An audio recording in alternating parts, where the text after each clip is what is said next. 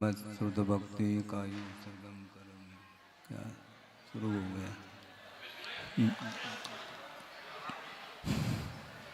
एक दो दिन चलता है बस। पुनः ओंकाराय नमो नमः। अविरल शब्द गणोग प्रक्षालित सकल भूतल कलंका मुनिविर पार्षद तीर्था सरस्वतीर्तनो दुरितम अज्ञान तिमिरांधानां ज्ञानांजनशलाकया चक्षुरुन्मीलितं येन तस्मै श्रीगुरुवे नमः। परम गुरुभ्यो नमः। परंपराचार्य गुरुभ्यो नमः। सकलकलशविध्वंसकं श्रेयसां परिवर्धकं धर्मसम्बन्धकं भव्यजीवमनप्रतिबोधकारकमिदं शास्त्रं श्री कार्तिकेयानुप्रेक्षा नामधेयम्। अस्य मूलग्रन्थकर्तार श्री सर्वज्ञदेवाः तदुत्तरग्रन्थकर्तार श्री गणधरदेवाः प्रतिगणधरदेवाः येषां वचोनुसारमासाद्य श्रीमद् आचार्य प्रवर श्री कार्तिकेय देवैर्विरचितं मंगलम भगवान वीरो मंगलम गौतमो गणे मंगलम कुंदकुंदाद्यो जैनधर्मोस्तु मंगलम सर्वमंगलमांगल्यम सर्वकल्याणकारकं प्रधानं सर्वधर्माणां जैनं जयतु शासनं कोटिशतं द्वादशैव कोटो लक्षाणि शेतेस्त्रिदिकानि चैव पञ्चाशदष्टोच सहस्रसङ्ख्य मेतत्स्मृतं पंचपदं नमामि। अरहंत भासयतं गणहरदेवे गन्तियं सम्मं प्रणमामि भक्तिजुक्तो सुज्ञानमहो वहिं शिरसा इच्छामि वन्ते सुधभक्ति कांसो को दसालोचे अंग वंग पयनय पाउडय परियम सुत्त प्रमाण भोग पोगय चूलिया जेव सुतय थुदम कायम सैनिष्कल मंचे में पूजे में वंदामी नमंसा में दुख को कमको भोलाओ सुगय गमनम समाय मरणम जनगुण संपत्ति होद मध्यम। अथ पौर्वाणिक स्वाध्याय वेलायाम श्रीमद् आचार्य भक्ति कायो सर्गम करोमि।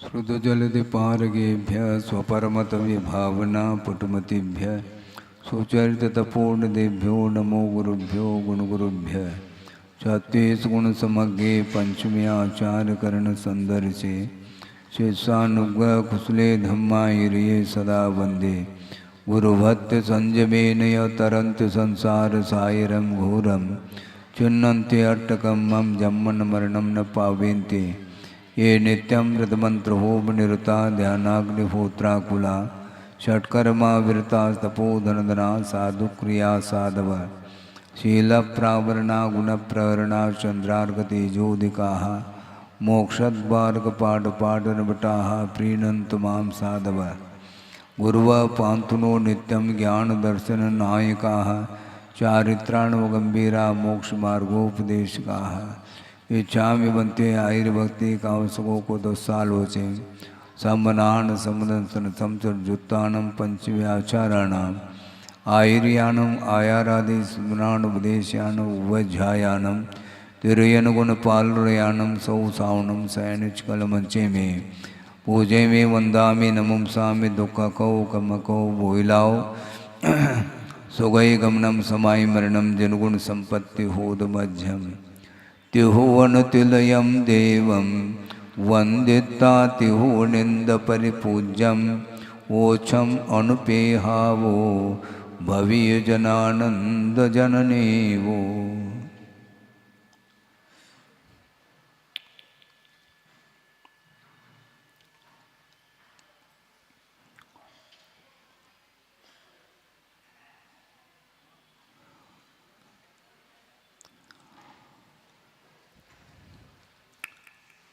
जीव और शरीर का जो संबंध है वह अनादिकालीन संबंध है। अतीत अनंत काल व्यतीत हुआ है, वह शरीर के साथ ही व्यतीत हुआ है। वस्तुतः यह जो संबंध है, कहीं बीच में इसका संबंध हुआ हो शरीर के साथ आत्मा का, ऐसा नहीं। किंतु बीज और वृक्ष की जो परंपरा है, उसी प्रकार इसकी परंपरा चली आ रही है। विकल्प मन में ये उठता है कि बीज पहला है क्या वृक्ष है? कोई कह देता कि बीज है, ये बीज बिना वृक्ष के बीज कैसा आया? और वृक्ष कह दें तो बिना बीज के वृक्ष का कैसा? तो परस्पर में एक दूसरे से इसी को बोलते हैं अन्योन्य आश्रित संबंध, इसी को बोलते हैं। इसी प्रकार शुद्ध परमात्मा तत्व पहले से हो फिर बाद में शरीर का संबंध हुआ हो, ऐसा नहीं। एक और विशेष बात है कि पुद्गल के साथ ऐसा घटित नहीं होता।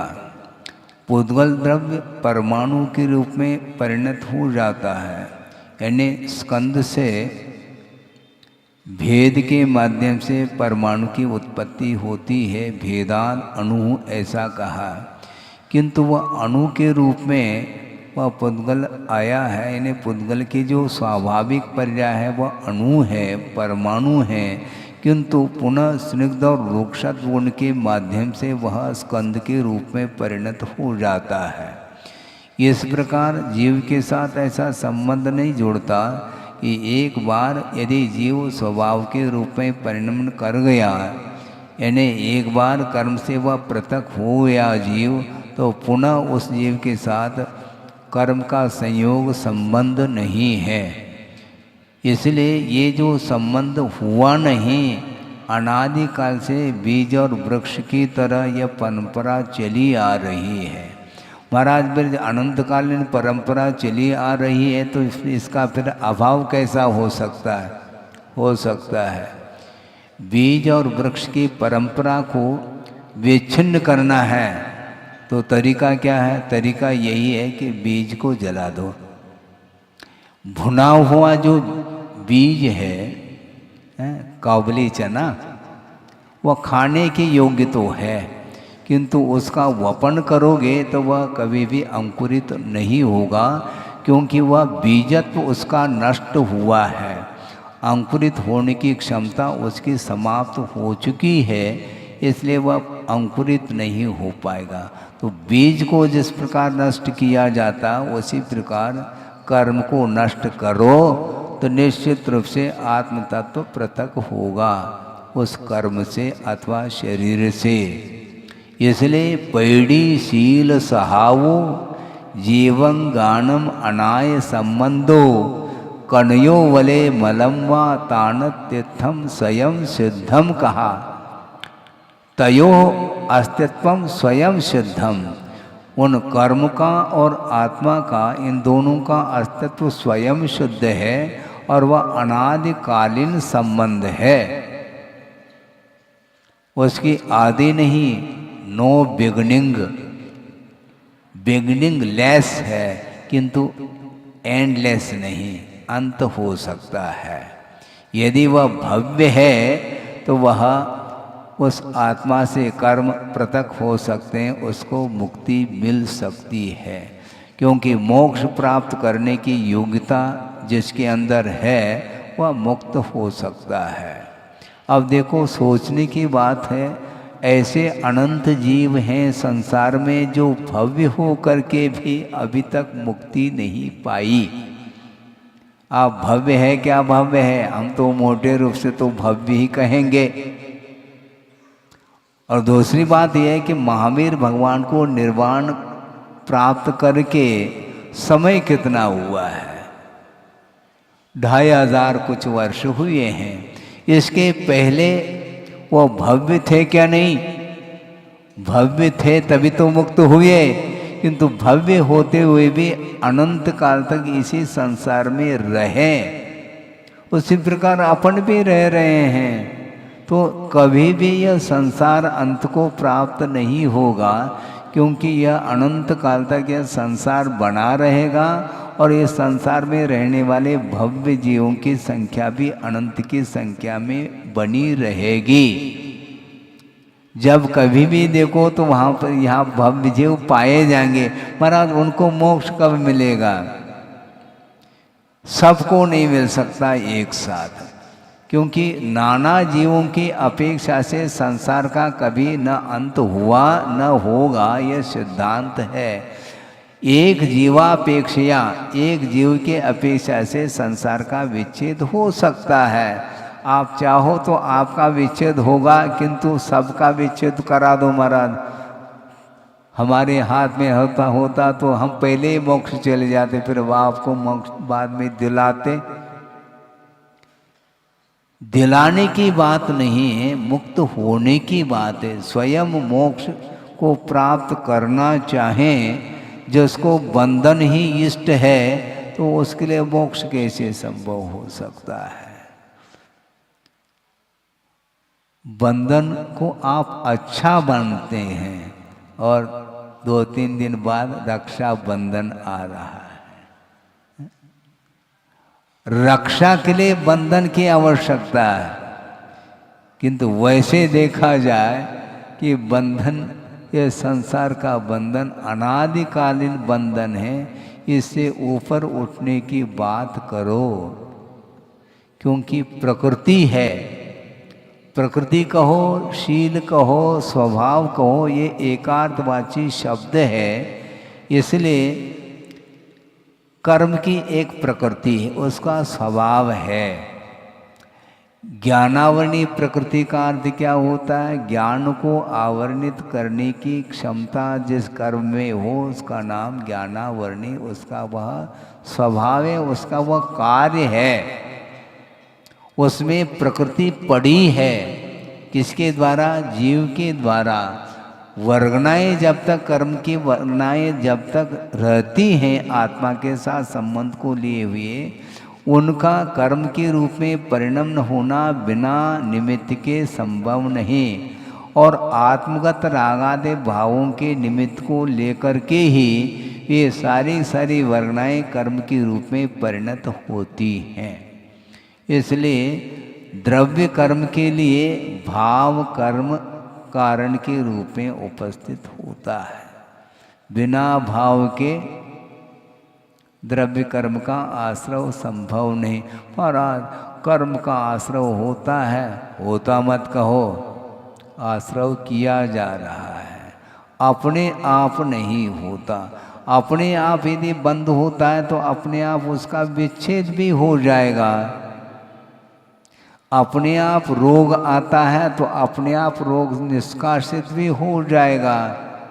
ऐसा नहीं, रोग जो आया है तो उसमें गड़बड़ी आपने की है, रोग के लिए निमंत्रण आपने दिया है। अपने आप रोग, हमने कुछ किया ही नहीं। कैसे नहीं किया है? आसाता वेदनी का कर्म का बंध जो आपने किया है ना, वही तो रोग को ले आता है। ये नहीं, अंतरंग कारण की ओर आपके दृष्टि नहीं जा रही है, और अंतरंग कारण जो कर्म है वह उदय में आता है तो उसके लिए और सामग्री उपस्थित वह कर देता है।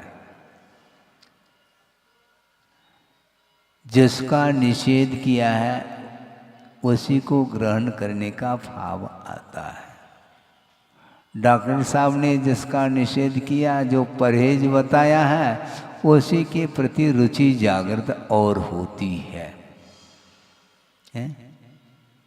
कफ बन गया है, दही रुच रहा है, उसको खटाई रुच रही है, तो ठीक है, फिर दवाई मत लो, खटाई लेते चले जाओ। है ये इसलिए परहेज जिसका निषेध है वही करता है। ये संसार का स्वरूप है, स्वभाव है, उसकी वह प्रकृति है। जिसका आगम में निषेध किया है वही करना प्रारंभ करता है। राग मत करो, राग ही इष्ट है उसके लिए। हाँ, राग मत करो तो राग करता है, द्वेष मत करो तो द्वेष ही करता है। वह स्वयं मोल ले रहा है बंधन को, बंधन उसको इष्ट है ऐसा लगता है। नहीं महाराज हमें इष्ट नहीं है। हम ये पूछना चाहते हैं आप दुखी हैं क्या? सही सही बोलना है, दुखी है क्या आप? यदि दुखी नहीं है तो उपदेश की आवश्यकता नहीं। यदि दुखी है तो किससे दुख हो रहा है हमें बता दो, तो उससे परहेज बताएंगे हम परहेज नहीं करना चाहते हैं और दुख दूर हो जाए। दुख की जो सामग्री है उसको एकत्रित करते चले जा रहे हैं और दुख से दूर होना, ऊपर उठना चाहते हैं। ऐसा न भूतो न भविष्यति वाली बात है। हाँ, बहुत कठिन है ये काम। तो कठिन तो प्रतिदिन यही विषय आता है और यही सामने रखा जाता। कब तक रखोगे महाराज? इससे संसारी प्राणी को भोग्य सामग्री से एलर्जी नहीं हो रही है, किंतु उपदेश के प्रति एलर्जी हो सकती है। कितने दिन वही सुना रहे हैं, वही सुनने के लिए हम बैठ जाते हैं। तो और क्या सुनाएंगे हम? आप दुनिया की बात आपको अच्छी लगती है तो हम दुनिया से ऊपर उठना चाहते हैं। हमारा कैसा कल्याण होगा है हमारे प्रति? तो आपके प्रति तो हमारा अनुराग है, धर्मानुराग है, लेकिन आपका स्वयं का भी होना चाहिए धर्म के प्रति अनुराग है। संसार के प्रति तो अनुराग निरंतर, वह राग बढ़ता चला जा रहा है, उसमें प्रगाढ़ता आ रही है, राग कम नहीं हो रहा है।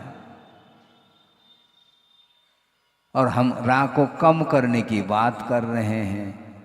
तो इसलिए जिसका निषेध करते हैं वही करता चला जाता है।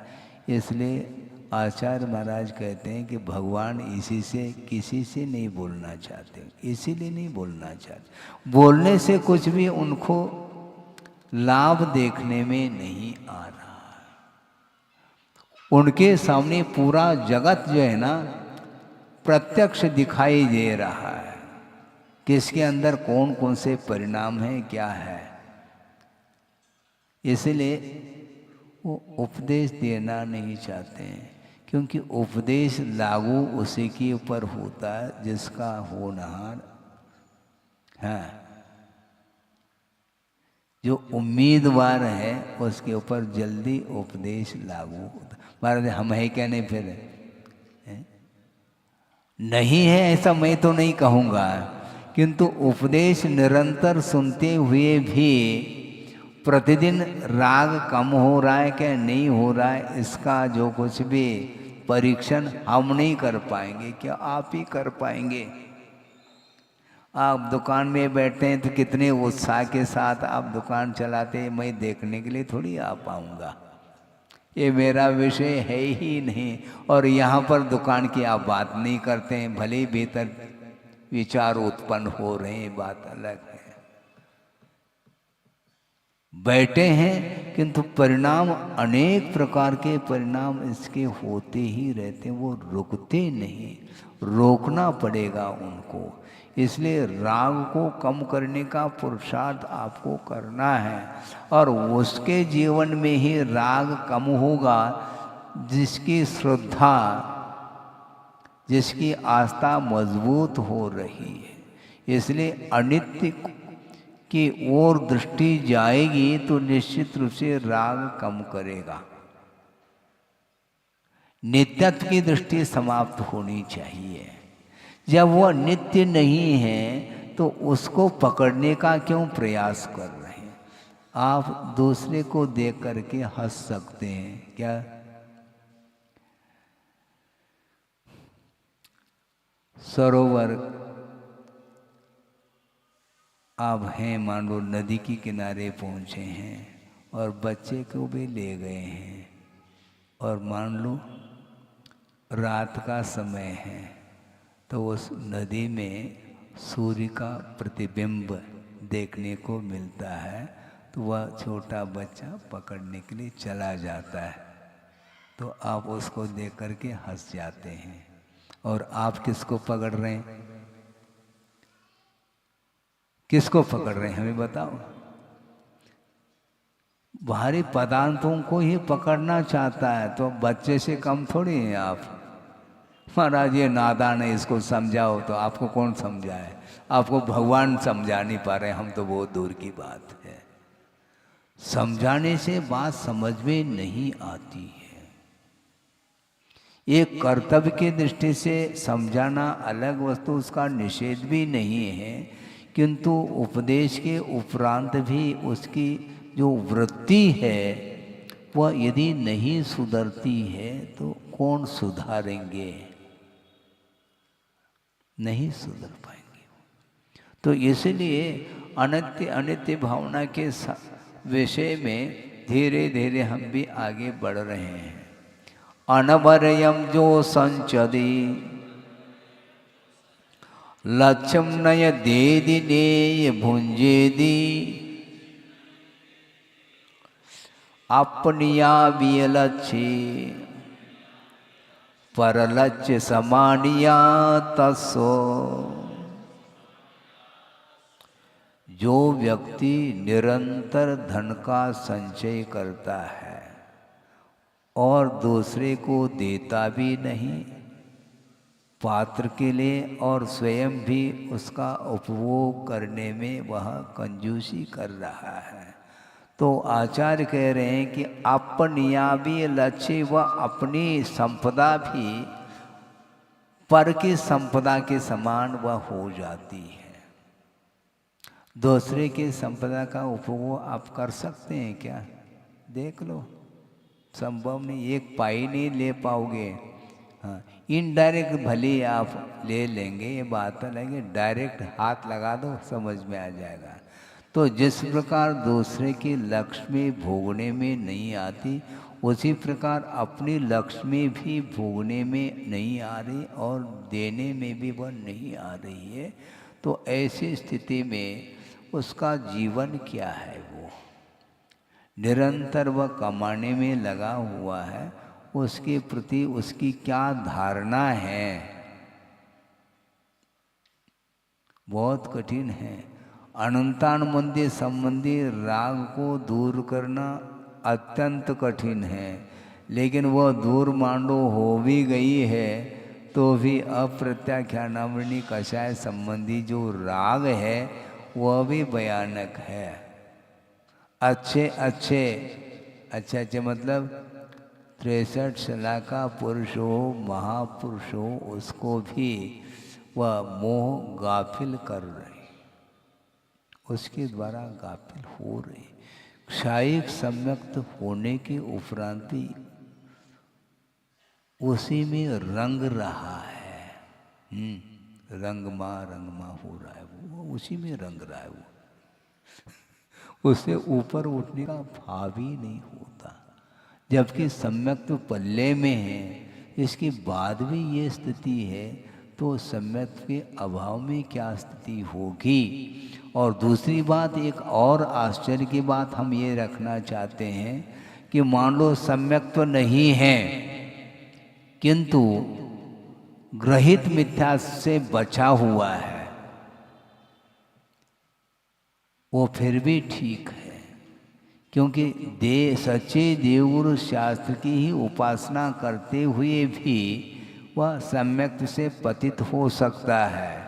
किंतु जिसका ग्रहित मिथ्यात्व चल रहा है वो उसके लिए बहुत कठिनाई होगी। सिद्धांत से थोड़ा सा विचार कर लें कि सम्यक दर्शन के अभाव में अनंतानंदी का उदय चल रहा है और मिथ्यात्व का भी उदय चल रहा है। ये दोनों प्रकृति सर्वघाती है क्या? नहीं है। क्योंकि इसके उदय से ही सम्यक का घात हुआ है। लेकिन फिर महाराज वो तो एक प्रकार से धरती कहलाई, उसमें कोई विकास और विनाश उसमें भी कुछ होता है क्या? मिथ्यात्व गुण स्थान में है, उसका और भी कुछ विकास या विनाश हो सकता है। विकास तो फिर भी संभव है, विनाश उसका क्या होगा?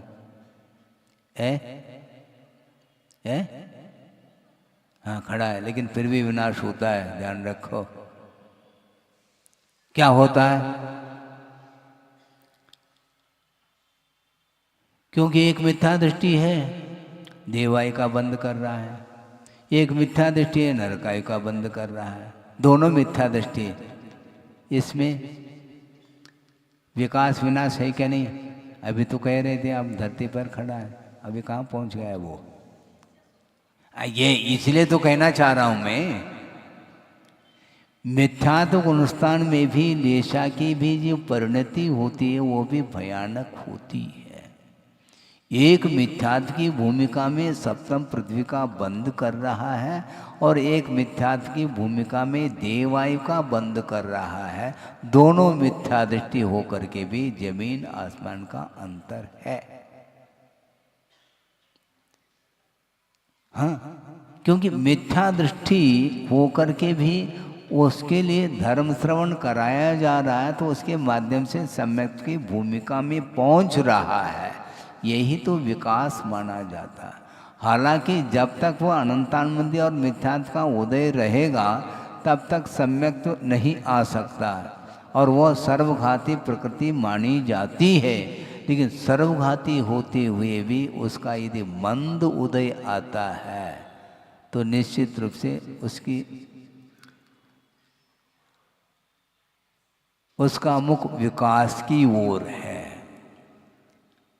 और यदि तीव्रता आ गई, वैसे ही सर्वघाती है, सर्वघाती में भी और तीव्रता आ गई तो गाड़ी रिवर्स होगी। रिवर्स क्या, उसकी पीछे की ओर ही गाड़ी जाएगी। तो इसलिए मिथ्या दृष्टि के लिए भी उपदेश देने के लिए कहा है, और बल्कि वस्तुतः देखा जाए मिथ्या दृष्टि के लिए ही उपदेश दिया जाता है। क्योंकि आप ही लोग तो बोलते हैं जो जाग रहा है उसको क्या जगाना, जो सो रहा है उसको जगाओ। तो आप जा रहे हैं, जाग रहे हैं क्या सो रहे हैं? आप जाग रहे हैं क्या सो रहे हैं? नहीं महाराज, आप बंद तो कर लो, हम जाग नहीं रहे, जा रहे हैं हम। आप जागने की बात करते हैं। अब मैं कई बार मतलब देखता रहता हूँ कि स्वाध्याय समाप्त होते 10 मिनट भी बैठने के लिए आपको फुर्सत नहीं है।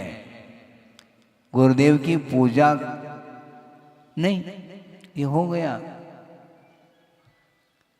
जिनवाने की स्तुति तक किए बिना कई लोग चले जाते हैं, उनको ध्यान नहीं रहता कि कहाँ पर आए और क्या करना है। जैसे मान लो पूजन कर रहे होते हैं तो जब तक पूजन का विसर्जन ना हो तब तक अन्य कार्य नहीं करना चाहिए, है क्या नहीं ऐसा? लेकिन बीच में ही जलम और बीच में चर्चा हो रही है, गंधम, ये सब चल रहा है। होता है कि नहीं हो रहा है? क्यों ऐसा हो रहा है? कितने विकल्प हैं। धार्मिक क्रियाओं को बिल्कुल 10 मिनट के लिए भी करना है तो भी उसमें प्योरिटी नहीं आ रही है। तो ये कितनी औपचारिकता होती चली जा रही है। और आप पूछते भी हैं महाराज हम कैसे आगे बढ़े, तो पीछे ही चले जा रहे हैं, आगे बढ़ने की बात ही नहीं है। 10 मिनट भी शांति के साथ धार्मिक कार्य नहीं करते हैं तो हम फल और चाह रहे हैं। हमें कौन सा फल मिलेगा? जैसे परिणाम है वैसे फल मिलता चला जाएगा। हाँ, काहे स्वर्ग भी करते हैं तो पता नहीं कितनी स्पीड से होता रहता है, यूं करते रहते हैं।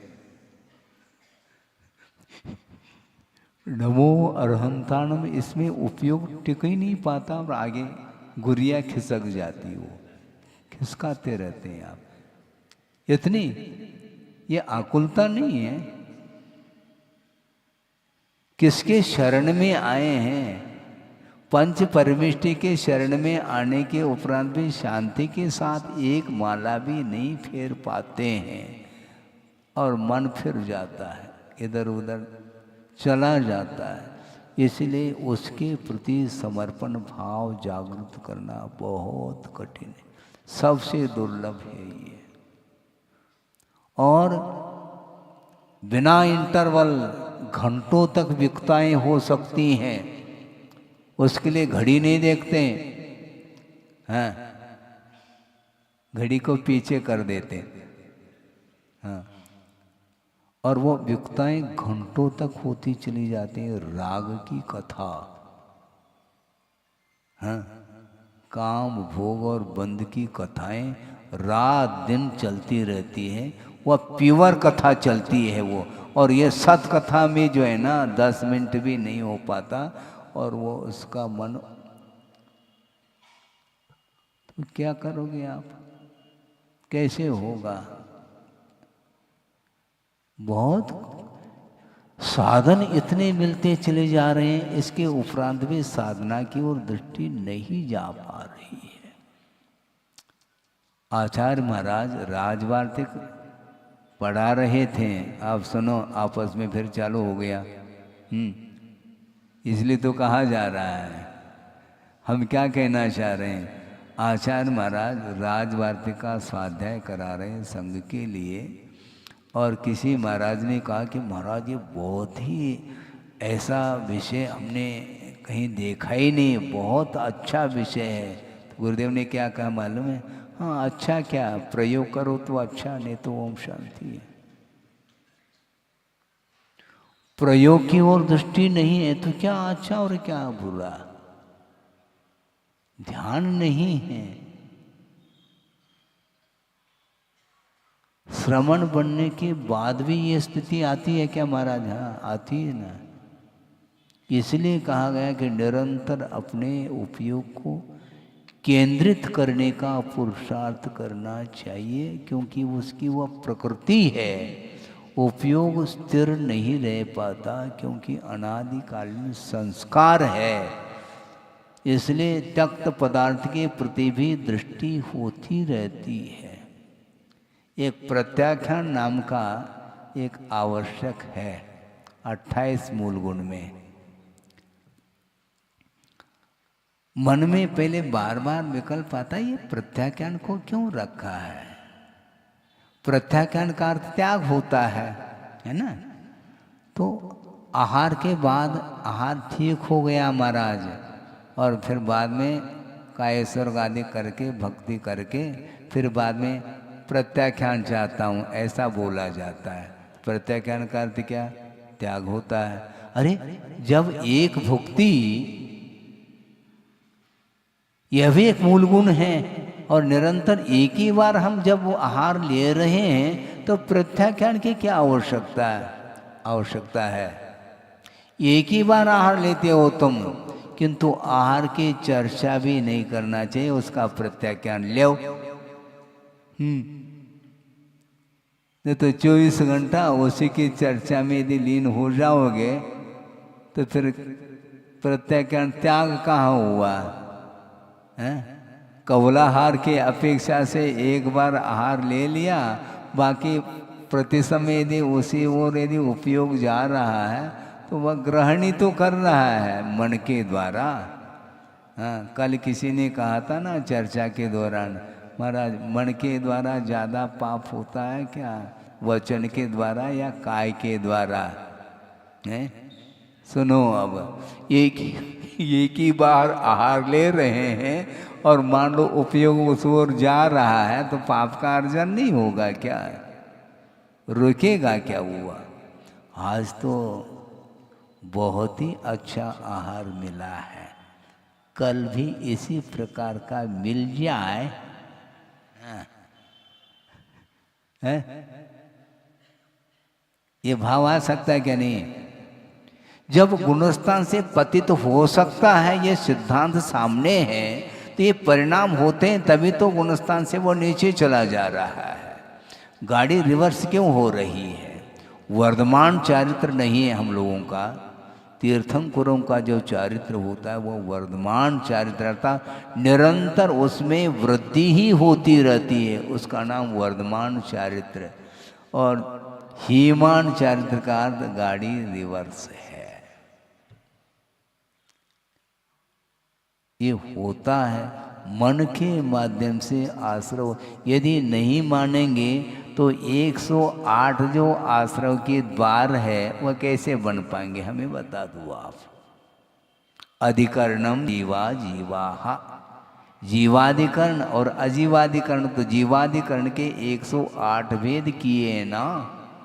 समरंभ, समारंभ, आरंभ, मन वचन काय, ये 3 योग, कृतकारित अनुमोदन और क्रोध मान माया लोभ, इसकी अपेक्षा से 108 किए हैं। और क्रोध मान माया लोभ की जो वैरायटी है अनंतानुबंधी, अप्रत्याख्यानावृणी, प्रत्याख्यानावृणी, संजुलन, इनके साथ यदि और जोड़ेंगे तो संख्या और बढ़ेगी।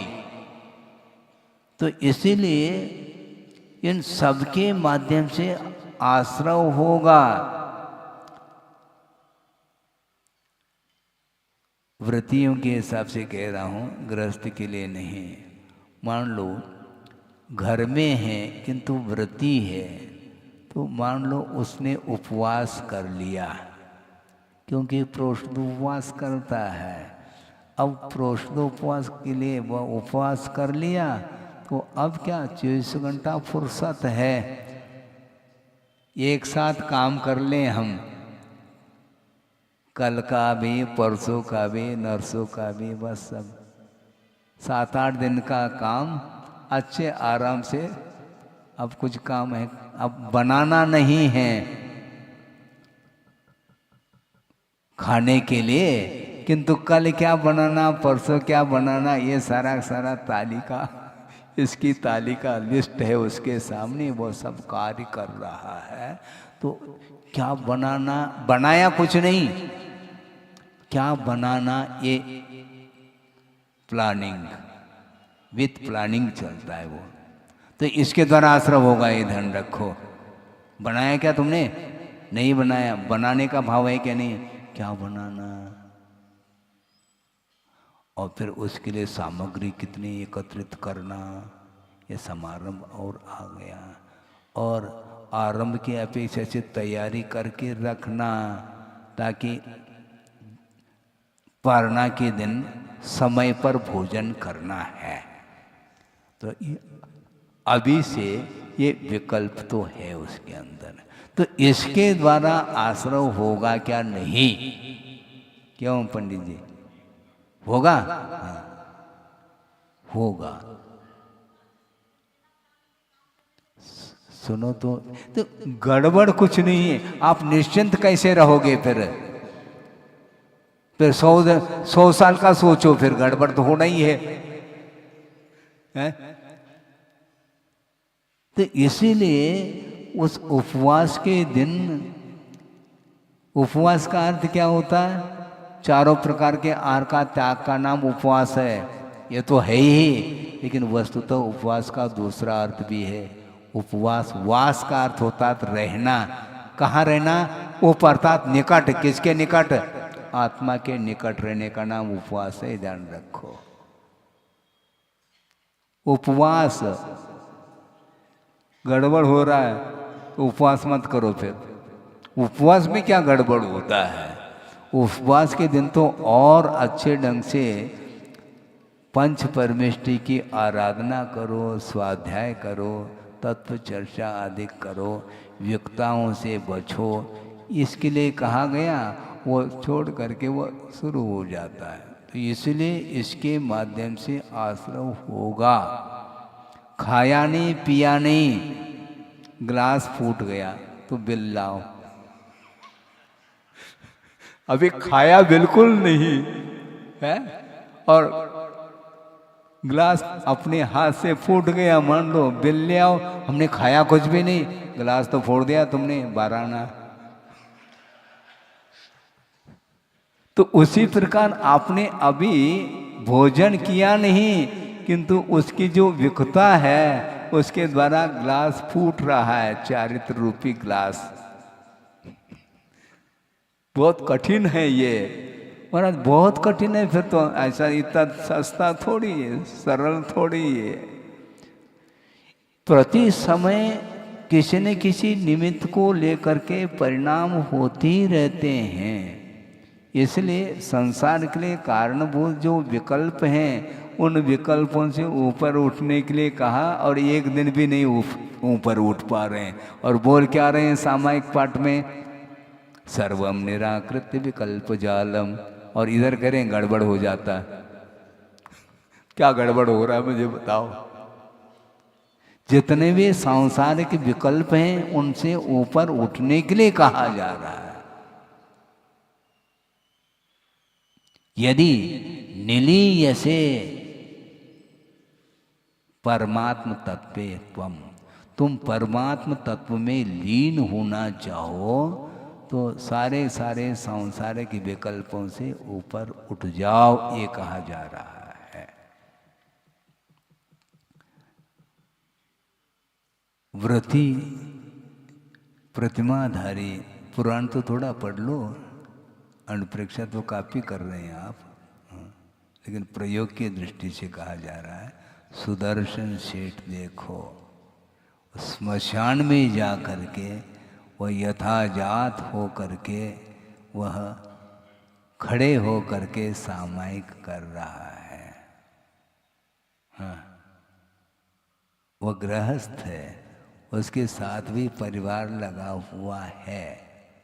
इसके बाद भी भूमिका देखो, और वो उपसर्ग हो गया उसके ऊपर, उसके उपरांत भी एक श्रवण की चर्या जैसी उसकी चर्या हो गई। उस उपसर्ग को भी जीत लिया उसने। 2 बार उपसर्ग हुआ, एक मुनि बनने के पहले और एक मुनि बनने के उपरांत। 2 बार उसके जीवन में उपसर्ग हुआ, स्त्रीकृत उपसर्ग हुआ। इसके उपरांत भी वो एक क्षण के लिए भी परिणाम विकृत नहीं होने दिया, और कहने के लिए गृहस्थ है। हमारा आप श्रमण की बात करते हैं, गृहस्थ की तो बात करो, ये तो गृहस्थ की बात करने जा रहा हूं मैं। आज ऐसा कोई है नहीं है, ऐसा नहीं कहूँगा, लेकिन वस्तुतः क्या स्थिति बन रही है। थोड़े बहुत भी हम शांति के साथ प्रभु का स्मरण नहीं करना चाहते हैं। इसको बोलते हैं आधुनिकता। पहले कोई भी आधुनिक वातावरण नहीं था, बहुत शांति के साथ। अब तो कहीं भी शांति नहीं मिलेगी। जहाँ शांत वातावरण है वहाँ पर गए तो पीछे पीछे आ गए, और उनको कुछ करना कुछ भी नहीं है। जो कर रहे हैं उनके लिए व्यवधान उपस्थित और हो रहा है। महाराज हमारी भूमिका है, ये ध्यान रखो, आपकी भूमिका है, बहुत अच्छी बात, शांति के साथ दर्शन करके निकलो। नहीं, वो खड़े होते हैं, वो दर्शन होने के बाद भी वो खड़े। महाराज आप अपने आप में रहो ना। हमारी भूमिका अलग है, आपकी भूमिका अलग है, तो ठीक है भैया। यदि इसी प्रकार है तो हाथ में हम माला ले लेंगे और दीवार की ओर मुख करके बैठ जाएंगे। तुम हल्ला भी करो तो हमें कोई आपत्ति नहीं फिर, क्योंकि इसी प्रकार अपनाना पड़ेगा। उसके बिना मन कभी भी संयत नहीं हो सकता। नो कर्म से बचने का अर्थ इतना ही होता है, उपयोग को डाइवर्शन देना चाहिए। और जो निरंतर उपयोग जिसका नहीं लगा है तो उसकी स्थिति क्या बनेगी, कुछ भी नहीं कर सकते हैं।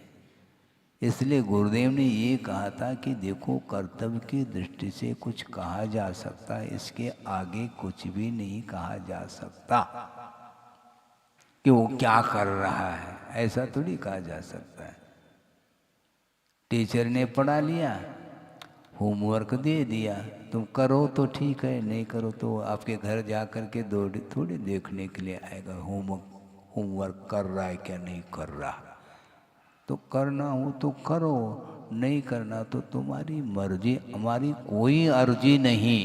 हाँ, तुम्हारी मर्जी के ऊपर, क्योंकि भगवान के ऊपर कुछ भी नहीं है, केवल कर्तव्य की दृष्टि से उन्होंने कहा कि इस प्रकार दूसरे के प्रति उपकार का भाव रखना चाहिए, किंतु उसकी इच्छा यदि है तो दिया जा सकता है उपदेश, उसमें कोई जोर जबरदस्ती नहीं है, विरोध नहीं, विरोध में अवरोध है। तो फिर क्या करना, अनुरोध करो। हाँ, अनुरोध में, अवरोध में, विरोध में, इन तीनों में अंतर है। आप कहते ना अनुरोध है, इसका अर्थ क्या है? क्या है इसका अर्थ? अनुरोध का अर्थ क्या है? हाँ, आपसे प्रार्थना करते हैं, ये अर्थ निकलता है। आपसे अनुरोध है, जहाँ कहीं भी हो वह व्यवस्थित हो जाए, ऐसा बोलते हैं। यहाँ पर विरोध नहीं है, विरोध करेंगे तो अवरोध होगा। परोपरोधाकरण उसी को बोलते हैं, अवरोध नहीं। जहाँ पर अवरोध है वहाँ पर अचौर्य व्रत नहीं पल सकता। मान लो कोई व्यक्ति आकर के यहाँ पर बैठ गया, दूसरा कहता है तुम्हें मालूम नहीं है क्या, मैं प्रतिदिन बैठता हूँ यहाँ पर, अवरोध कर रहा है वो। तो इसमें अदत्ता दानम स्तेयम, ये अचौर्य व्रत फिर पल नहीं पाएगा। हाँ, ये अतिचार तो पढ़ो, कम से कम भावना तो पढ़ो। व्रती के लिए कहा जा रहा है, मैं प्रतिदिन यहीं बैठता हूं, तो क्या तुम्हारा स्वामित्व है क्या उसके प्रति? लाखा बॉन्ड तुम्हारा है क्या? आप जो वस्तुतः सही मायने में जो व्रती होगा वह कहता है कि भाई साहब आप बैठिए, हमारे लिए खूब स्थान है, कहीं भी बैठ जाऊंगा, आप आइए, आपकी जगह है ये। लेकिन जैसे ट्रेन में करते ना, हाँ, क्या बस पहले से जा कर के टोपी रख दी, पगड़ी रख दी, हैं, और लगेज क्या बोलते हैं, हाँ, अटैच रख दी, बस हो गया। अब दूसरा नहीं आ सकता, इस पर कोई बैठ नहीं सकता। गाड़ी रिजर्व हो गया ये। तो ऐसा व्रती तो नहीं करेगा, न करना चाहिए, क्योंकि पर वस्तु के प्रति इतना स्वामित्व भाव रहना नहीं चाहिए, क्योंकि वह अनुवृत्ति है। इसका अर्थ ये थोड़ी कि मैं अनुवृत्ति हो तो मैं करते ही चले जाऊं, उसमें भी दोष लगते हैं, क्योंकि महावृत्ति की ओर उसकी दृष्टि होनी चाहिए, भले वह अनुवृत्ति क्यों न हो, हैं? नहीं रहेगी।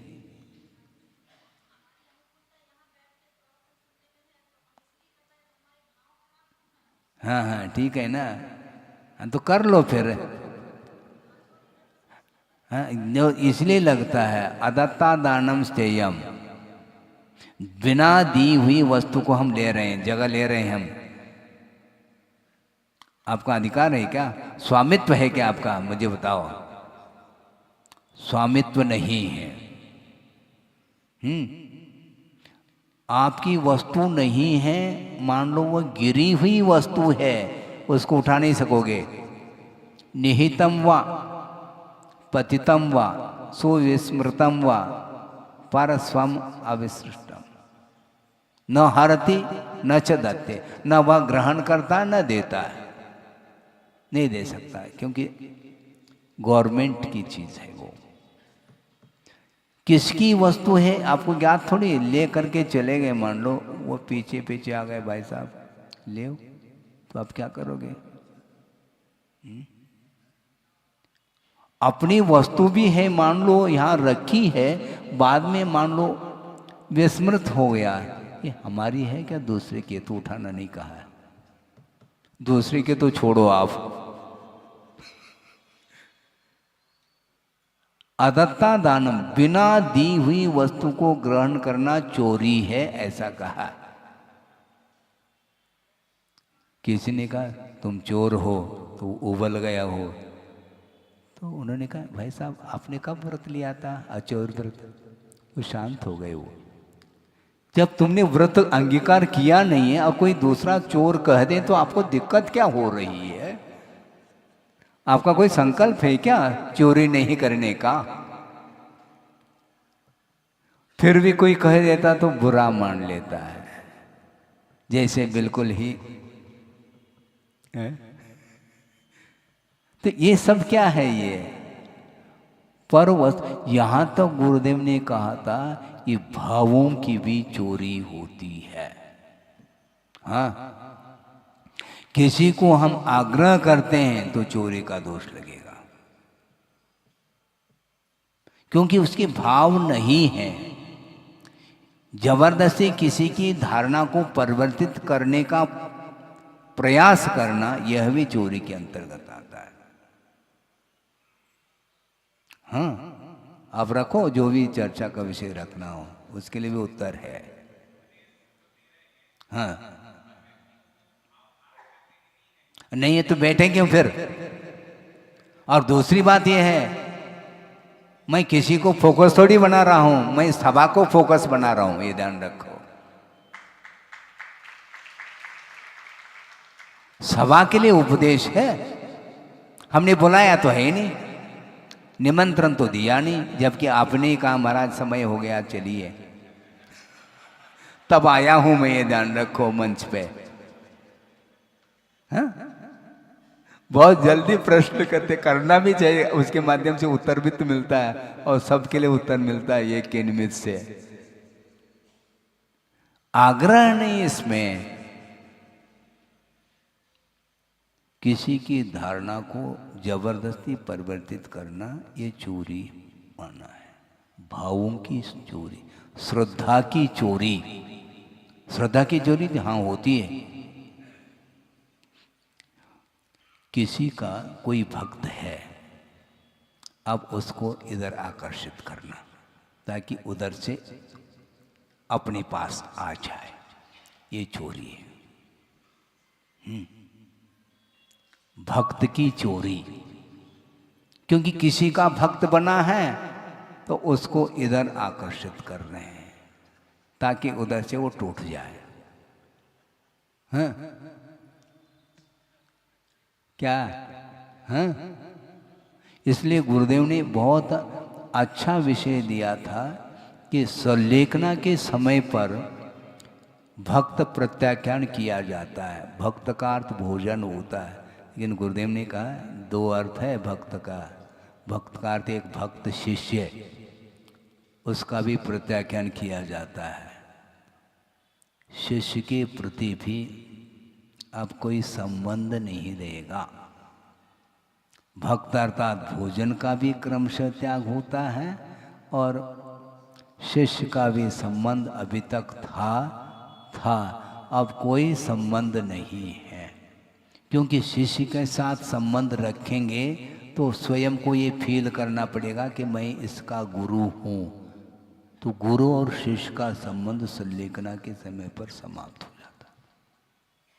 अपने आप को वो आचार्य नहीं मानते, क्योंकि छोड़ दिया। आचार्य पद को छोड़ने के बाद फिर उसको प्रायश्चित आदि देना, ये कुछ भी नहीं होता। और सुना हमने, हम पहुंच तो नहीं पाए, 4 दिन बाद पहुंचे थे। उसके पहले योग सागर जी पहुंच गए थे, लगभग 15 दिन पहले पहुंचे थे, निर्व्यापक श्रवण। और उस समय सुनने में ये आया, जिस दिन उन्होंने त्याग किया है उस दिन से कोई हाँ, चतुर्दशी का प्रत्याख्यान ने दिया नहीं, प्रायश्चित उन्होंने नहीं दिया। प्रत्याख्यान के लिए पहुंच जाते तो प्रत्याख्यान नहीं देते वो, क्यों? उस स्टेज से हम मुक्त हो चुके हैं, हमारा अब कोई दायित्व नहीं। जो था जब तक तब तक हमने आगम के अनुरूप उसका निर्वाह किया है। अब मैं सामान्य साधक हूँ, मुनि हूँ, साधु हूँ, अब मैं आचार्य नहीं हूँ, ये स्थिति बनती है। और आचार्य पद पर भी जब रहते हैं उस समय भी किसी के लिए कोई आग्रह नहीं करते, स्वयं कहता हाथ जोड़ करके महाराज हमारे लिए कुछ मार्ग प्रशस्त करो, तो उस समय उसकी भावना को देखते हुए आगम के अनुरूप उसको प्रोत्साहित करते हुए आगे बढ़ाया जाता है। इसलिए आग्रह नहीं, स्वामित्व तो है ही नहीं। हाँ। भक्त की चोरी हमने जब सुना तो आचार्य महाराज क्या चिंतन कर रहे हैं देखो, बिल्कुल आगमोक्त है वो चिंतन। दूसरे का है तो नहीं, अपना है उसके प्रति भी स्वामित्व नहीं है, तो दूसरे को ग्रहण करने का भाव कहां से आ सकता है? वो नहीं आ सकता। तो इसलिए लिए हुए व्रतों को निर्दोष पालन करना चाहो तो बहुत आपको संतोष धारण करना चाहिए। निरंतर विकल्प उत्पन्न होते रहते हैं, लेकिन तो उसको नियंत्रण में रखना चाहिए। आएंगे विकल्प, आ सकते हैं, बल्कि व्रत धारण करने के पूर्व में ही कौन कौन से दोष लग सकते हैं इसको ध्यान में रखना चाहिए और उन व्रतों का निर्दोष पालन करने का पुरुषार्थ करना चाहिए। 2 मिनट में वह प्रसंग आपके सामने रख दूं, जबकि गुरुदेव ने कई बार रखा है, कई लोगों ने सुना होगा, लेकिन आप लोगों ने शायद ही सुना होगा, है कि अनुव्रती होकर के भी निर्दोष व्रतों के पालन करने के प्रति जो लगनता है वह अद्भुत है। प्रसंग उन्होंने ये दिया था, अजमेर के सेठ, कौन? भागचंद सेठ सोनी, अजमेर के, और उनकी एक टीम थी, एक समूह था, और उसमें एक विद्वान भी थे जिनका नाम गुरुदेव ने कहा था कि सदा सुखदास जी। और वह विद्वान थे और प्रतिदिन स्वाध्याय कराते थे। और एक दिन सेठ जी के मन में विकल्प आया यात्रा का। आप सुन रहे क्या? नहीं छोड़ रहा हूं मैं, समय हो रहा है। और उन्होंने एक मन में विकल्प आया तीर्थ यात्रा का, और उन्होंने कहा कि हमें तीर्थ यात्रा करनी है, तो इसमें सभी को चलना है। और उन्होंने कहा, विद्वान के लिए भी उन्होंने कहा कि पंडित जी आपको भी इसमें शामिल होना है यात्रा में। तो उन्होंने कहा कि सेठ जी मैं नहीं आ सकता। तो सेठ जी ने कहा क्यों, क्या बात है, कोई परिस्थिति ऐसी कौन सी आ गई? कोई आर्थिक परिस्थिति तो नहीं? आर्थिक कोई परिस्थिति नहीं, फिर क्यों नहीं आना चाहते? हमने दिग्व्रत लिया है, हमने देशव्रत लिया है, इसलिए हमें यात्रा का विकल्प नहीं है। अब सोचो, सुन रहे हैं आप? इसको बोलते हैं निर्दोष चर्या पालन के प्रति इतनी लगन से, जबकि यात्रा के निमित्त से वो बुला रहे थे सेठ जी, कोई सांसारिक काम करने के लिए थोड़ी जा रहे हैं। इसके उपरांत भी उनका ये कहना था, हम नहीं आ सकते, हमें यात्रा का विकल्प नहीं, क्योंकि वंदना ही तो करना है ना, यहीं पर बैठे बैठे हम वंदना कर लेंगे। किंतु गाड़ी में बैठ करके और जो दिग्व्रत हमने लिया है उसका उल्लंघन करने के लिए कहाँ आगम में लिखा है? सुन रहे क्या नहीं? तो इसको बोलते हैं लगनशीलता।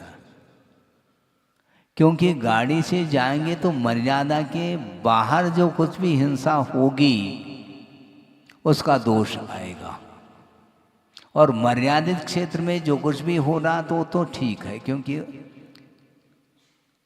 उसकी अपेक्षा से कोई विकल्प है ही नहीं। किंतु इस मर्यादा के बाहर मैं मन वचन काय से कृत कारित अनुमोदन से किसी भी प्रकार से कोई कार्य सांसारिक नहीं करूँगा, न और कोई कार्य करूँगा, क्योंकि वहाँ तक जाएंगे तो वाहन का प्रयोग करना पड़ेगा, तत्संबंधी हिंसा होगी। ये सारा विषय जब उन्होंने रखा तो हमने सोचा कि ये गुरुदेव ने कई बार सुनाया कि इस प्रकार व्रतों के पालन करने के प्रति निष्ठा है, तो कैसे करेंगे? हमारा विशुद्धि बढ़ाओ महाराज, विशुद्धि कैसे बढ़ाए? आपकी विशुद्धि मैं बढ़ाऊं? तो मत मेरी विशुद्धि बढ़ाने से बढ़ जाएगा और घटाने से घट भी जाएगा, मतलब मैं घटाने बढ़ाने में मैं ये काम करूँगा क्या? विशुद्धि जो घट रही है और बढ़ रही है तुम्हारे पुरुषार्थ के द्वारा और प्रमाद के द्वारा। तुम यदि प्रमाद करते चले जाओगे तो विशुद्धि घटेगी, और अलर्ट हो करके निर्दोष पालन करने की यदि भीतर भावना जागृत होती है तो निश्चित रूप से उसमें विकास होता है। इस प्रकार अपने मन को नियंत्रित करने के लिए बार बार अनित्य के बारे में सोचना चाहिए। जब ये सारा नश्वर है, जो भी पदार्थ दिखाई दे रहे हैं वह सब नश्वर है, तो किसके पीछे मैं क्या करूं? ये भाव आना चाहिए। ये उपदेश देते समय कम से कम थोड़े समय के लिए तो भिगाव तो आता है, क्योंकि मैं फेस रीडिंग भी करता रहता हूँ। एकदम आप भीग जाते हैं, लेकिन परिसर के बाद क्या भीगते हैं पता नहीं, छाता भीगता है, फिर आप नहीं भीग पाएंगे।